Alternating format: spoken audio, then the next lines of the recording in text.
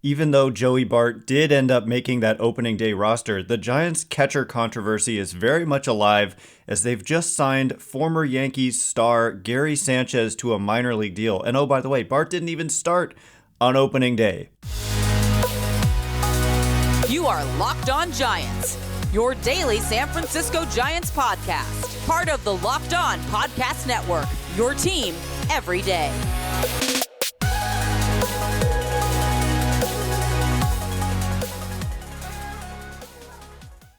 Hello and welcome to Locked On Giants, part of the Locked On Podcast Network, where it's your team every day. My name is Ben Kaspick, and on the show we provide daily episodes Monday through Friday, talking about the San Francisco Giants in a way that's data-driven and rational, but also simple, passionate, and accessible to all. I'm a former contributor for the baseball statistics and analysis websites Beyond the Box Score and Rotographs. I've been podcasting about the Giants since 2015, and I'm a lifelong fan. Thank you for making Locked On Giants your first listen every day. We're free and available wherever you get podcasts, including YouTube, so check us out there and hit that subscribe button if you are watching on YouTube. Download the Gametime app, create an account, and use code LOCKEDONMLB for $20 off your first purchase. Last-minute tickets, lowest price guaranteed. And coming up on today's show, as I said, there's a catcher controversy in San Francisco, and it is something for years, a couple of years now, I've been talking about how I just think that the team doesn't have a lot of faith in Joey Bart, and there's more evidence to this. Two more things in the last 24 hours, basically, in that Joey Bart was not the starting catcher on opening day. He did make that team, but it was Roberto Perez who got the start behind the plate. And then this morning, Ken Rosenthal, with kind of a Twitter bomb here, announcing that the Giants have agreed to a minor league deal with Gary Sánchez, who, was a breakout sensation with the New York Yankees when he first broke into the league. In his rookie season, he had a 170 weighted runs created plus. He hit 299, 376 on base, 657 slugging, 20 home runs in 53 games. Again, only 53 games. And basically, he's fallen off in his career over the last couple of years. But overall, this guy has just hit. And so it is a minor league deal, but language in the reported contract makes it seem like there's a very decent chance that he could end up being in the major leagues with the Giants. And that is because, according to Ken Rosenthal, Sanchez is first going to go to the Giants spring training facility at Papago Park, I'm sure, to kind of get ready. And then he's going to get sent to a minor league affiliate. And there's an opt-out in Sanchez's contract by May 1st. If he's not in the major leagues, if he hasn't been promoted to the majors by May 1st, then he can opt out of this contract. And so, no, that doesn't guarantee that they're going to put Sanchez on the major league roster, but it certainly is interesting. And so I'm just going to kind of break down why they're doing this and what's going on with Joey Bart. Like, why do they not seem to have a lot of faith in Joey Bart? If you just kind of take away the pedigree of Joey Bart, which you can't do. Look, he was a second overall pick. He was rated by a lot of publications as a top prospect pretty recently. But if you just look at the body of work, like in the major leagues, it's only 133 games, only 408 major league plate appearances. But it hasn't been great. He's hit 222, 294 on base, 351 slugging. And what really stands out is a 38% strikeout rate. And it's not like, oh, last year it was improved. Last year it was the worst of any time. I mean, he played in 2020. He had 6 plate appearances in 2021. And then last year, he got sent down in the middle of the year, came back and was kind of good for like a month. And then in September, some people yell at me for not pointing out he had a concussion. I kind of forgot about that. And I don't think it would be wise to say the reason he struggled after, in the month of September was because he had a concussion. Because what we saw in September was basically a return to what he was doing in April and May. And so it'd be one thing if he was like really good, got a concussion, and then came back and wasn't good. But it was like the exact trends that we saw in the first 2 months of 2022 materialized in the last month of 2022. And so I think it would be foolish to blame his struggles on the concussion. And so Yeah, it just hasn't gone well. And if it, I have seen it maybe before, but there seems to be so much like belief in Joey Bart despite evidence to the contrary in terms of the performance. And so when you look at, okay, just plain old production, Gary Sanchez has been a good player in his career. And frankly, Joey Bart hasn't really. Gary Sanchez, the batting average is similar. Joey Bart has a 222 career batting average.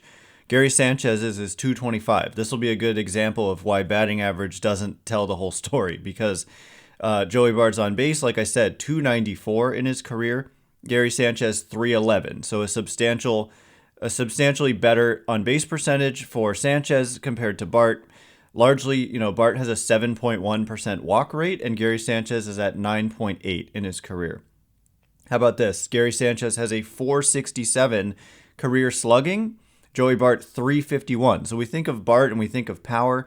The isolated power may be even more important than the slugging to indicate power. And for Bart, it's only 130. That's significantly worse than Major League average. So despite all the raw power that Joey Bart has, it hasn't translated into games as much as you would like. He's got only 11 career homers in 408 plate appearances. Whereas for Sanchez, it's a 242 isolated power. Like I said with Bart, it's 130.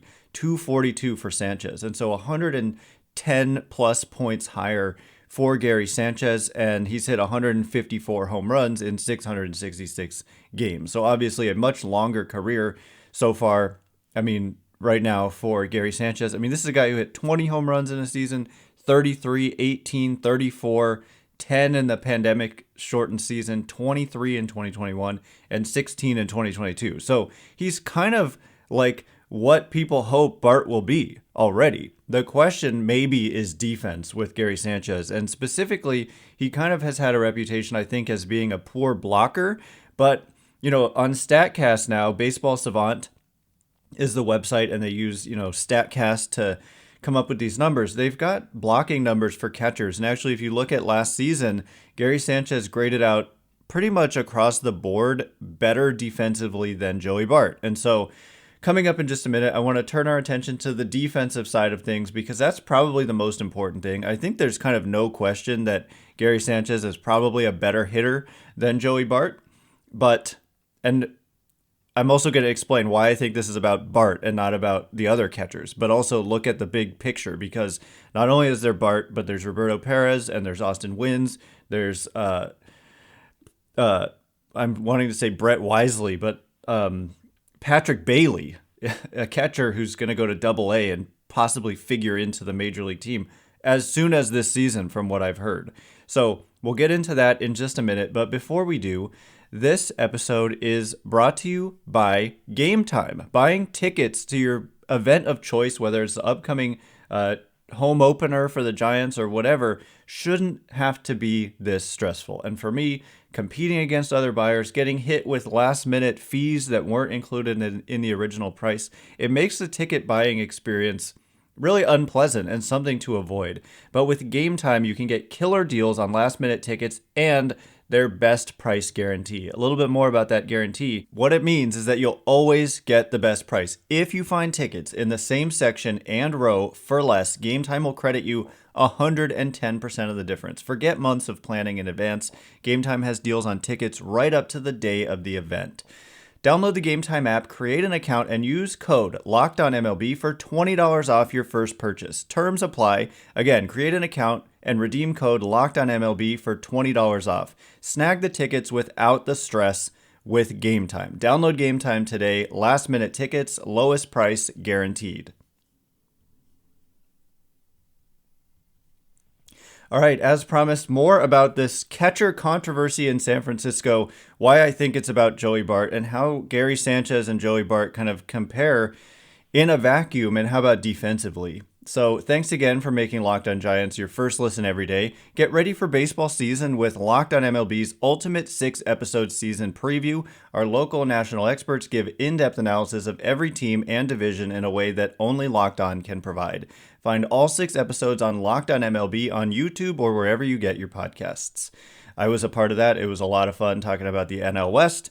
And I've got a wager actually with Millard Thomas from Locked On D-backs that we plan to tweet out basically he thinks the D-backs are going to finish ahead of the Giants. I disagree. So check out that conversation and our upcoming wager.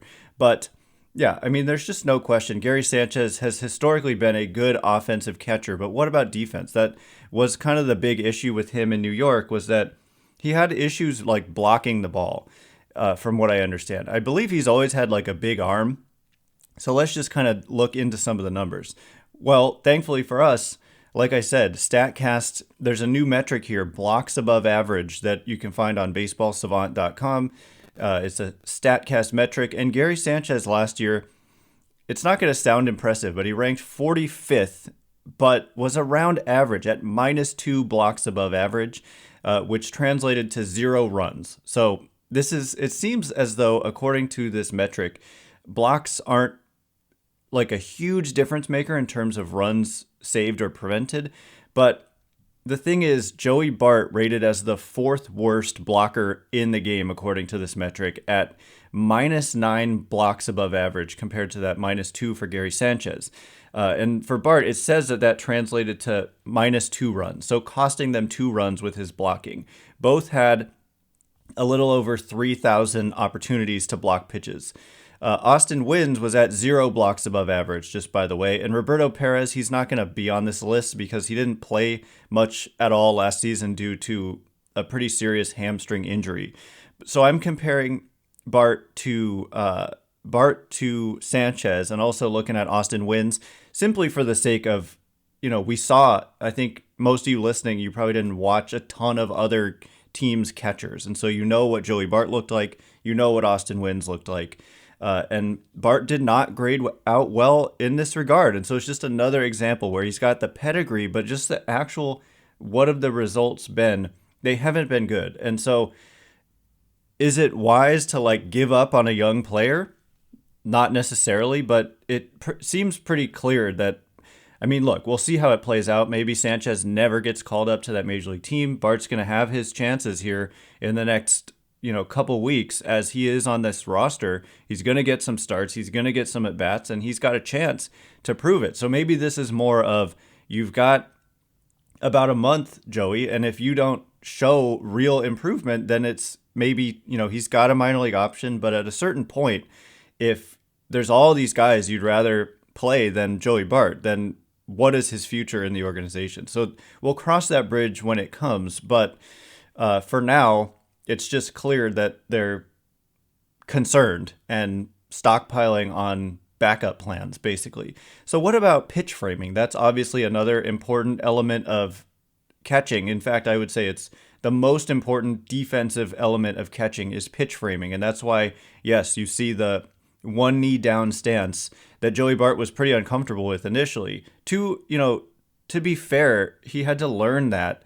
A lot of guys, I don't know. I mean, everybody had to learn it, I guess. And for Bart, I don't know. If you just spend your whole career doing one thing and then they want you to change it, I can understand how that can be overwhelming. But also, all the catchers in the league are doing this now, and none of them probably grew up doing it, where you're on one knee. And the idea is that it makes you in a better position, puts you in a better position to frame, because and that framing is so important because every single pitch can be framed. And so over the course of a season, like I just said with the blocking, even being one of the worst blockers in the game, they're saying it only translated to -2 runs for Bart. But looking at the best framers, I mean, we're talking 10 to 20 runs from framing, plus or minus. And so in terms of who were the best framers around, I mean, in terms of where did the Giants rank? Well, Joey Bart was right around league average. The league average strike rate on borderline pitches is essentially how this gets calculated,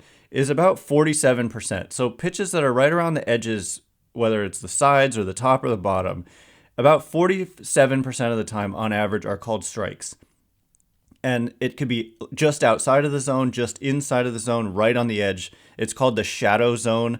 This is how they make this metric. And so anyway, the league average rate is 47%. And Joey Bart came in, where is he? I'm scrolling through. He was at 47%, and the league average was 47.1. Austin Wynns was at 47.7, so a little bit better than Bart. It says that translated to 0 runs, and for Bart, it says it translated to -1 run. So being that 0.1% percentage point below average translated to a run lost. But where was Gary Sánchez? Well, I'm going to search for him now. Gary Sánchez was at 47.2%. So one tick better than average, whereas Bart was one tick below average, according to this metric. And that translated to +1 run. And so far, we're not seeing Bart have an advantage defensively, whether with blocking or with framing. And certainly not with the bat so far either. And we think, you dream on what Joey Bart could be at the plate, and I think it's like Gary Sánchez. I don't see much more than that. As Gary Sánchez strikes out a lot himself. Career strikeout rate is worse than Major League average at 26.9%. But again, for Bart, it's 38%. It is much higher. Anything above 30, and you're pushing it a little bit. So to be 38 is a real concern, and that's a big part of probably the overall concern that the Giants, if they don't believe in him, a lot of it comes down to the swing and miss. And so what about pop time? This is another important element of defense for catchers.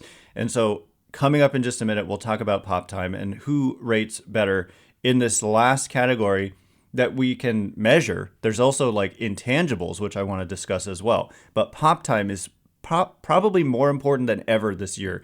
It is the time from the moment the ball hits the catcher's glove to the moment the ball arrives at second base, essentially in a steal attempt. From the pop of the glove to the pop of the other glove, it's called pop time. And it's so important because controlling the running game seems like it's going to be more important than ever this year with the new rules. So we'll get into where these guys rank in this key category in just a minute. But before we do, this episode is brought to you by FanDuel. The tournament is heating up, and there's no better place to get in on the action than FanDuel, America's #1 sportsbook. That's because right now, FanDuel is giving new customers a no-sweat first bet up to $1,000. That's up to $1,000 back in bonus bets if your first bet doesn't win. Just go to FanDuel.com/lockedon and sign up today to claim your no-sweat first bet. Then you can wager on everything from the money line to point spreads to which team will be cutting down the net. All on an app that's safe, secure, and super easy to use. So don't miss your chance at a no-sweat first bet up to $1,000 when you join FanDuel today. Just go to FanDuel.com/lockedon to sign up. Make every moment more with FanDuel. All right, here we go. We're going to discuss this last key metric and then also talk about how catching is about more than just numbers. There's also intangibles that are really important at this position. And I've got some insight on that as well. But for pop time, #1 in the game last year was JT Realmuto by a lot at 1.82 seconds on average. And it's not technically, let's see, StatCast defines this metric, or, Baseball Savant defines this metric as the time from the moment the pitch hits the catcher's mitt to the moment the ball reaches the fielder's projected receiving point at the center of the base. Pop time is a combination of exchange time, how quickly the catcher releases the ball measured in seconds, and arm strength, velocity of a throw in miles per hour. Arm strength is measured on max effort throws, or the average of the player's 90th percentile performance. So it's like looking at all your throws, and the top 10% in terms of velocity is averaging those. So saying your best bolt basically down to second base. So we'll look at the combination of arm speed and exchange time for these two players, and possibly Austin wins as well.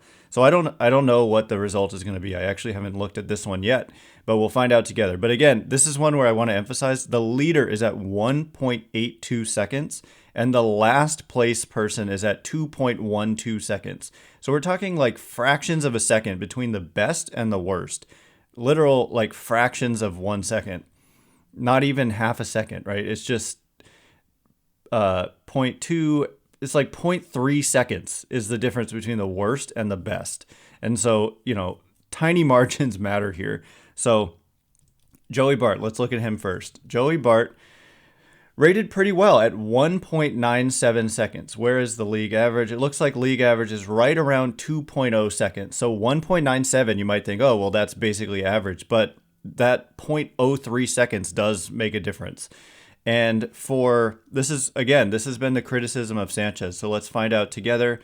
Gary Sanchez, 1.93 seconds. What did I say Joey Bart was? 1.87? 1.97. But 1.93 is better. I'm thinking higher is better, but of course lower is better. You want less time. So Gary Sanchez quietly, that ranked 15th in the league last year among 84 catchers who qualified, and Joey Bart rated 36th. And so all three of these things, framing, blocking, and pop time, Gary Sanchez is coming out ahead, even though that's been the one kind of knock on Gary Sanchez has been his defense. And obviously the bat has just been far and away. Gary Sanchez has a track record of being one of the better offensive catchers around. So let's look at Austin Wynns just for the sake of kind of looking. Let's see. Austin Wynns rates 72nd in this category with 2.04 seconds. So if there was a weakness for Wynns, it appears that it's kind of his ability to throw down to second. Bart, it's not too surprising. We can kind of see that he has a big arm. So let's look at arm strength in terms of miles per hour and see where does Bart come in and where does Sanchez come in. So Joey Bart comes in at 82.3 miles an hour. It looks like this is rated accordingly by arm strength, and that rates 33rd in the major leagues last year, 82.4 miles an hour. And Gary Sanchez rated 8th in the league at 86.3. So as good of an arm as Bart may have, Gary Sanchez has a better arm, 8th strongest throwing arm in the major leagues in terms of averaging that top 10% of his throws. So let's talk about exchange time next.